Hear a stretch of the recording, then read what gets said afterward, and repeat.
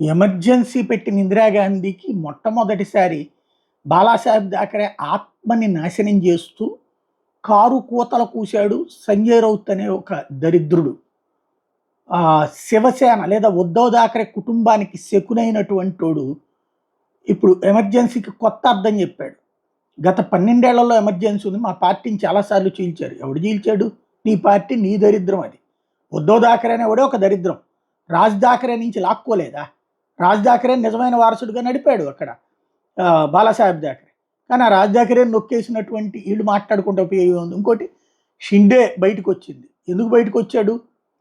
ఈ ఉద్ధవ్ థాకరే హింస, ఆదిత్య థాకరే హింస తట్టుకోలేక, సంజయ్ రౌత్ ఓవర్ యాక్షన్ తట్టుకోలేక, వీళ్ళ దగ్గర బానిసలుగా పనిచేయలేక ఇప్పుడు ఎమర్జెన్సీ అట 5 స్టార్ ట్రీట్మెంట్ ఇచ్చిందంట జైళ్లలో. సంఘనేయులందరికీ కూడా 5 స్టార్ చెఫ్స్ని ఏర్పాటు చేసిందట. వీడొళ్ళి చెప్పొచ్చాడు అనమాట కొత్తగా. इमरजेंसी का पढ़ाई का विषय व्यवस्था है। अगर देश में अराजकता फैलती है तो इमरजेंसी आप लगा देते हैं। संविधान में व्यवस्था है उसकी, तो उसका मतलब आप संविधान को मानते नहीं हो। సంవిధానంలో ఒక వ్యవస్థ ఇది. వీళ్ళంటోడే ఆ పార్టీ ఇంకో 4 చీలికలు కాదు సర్వనాశనం అయ్యేదాకా కూడా వీడు వదిలిపెట్టాడు అనమాట.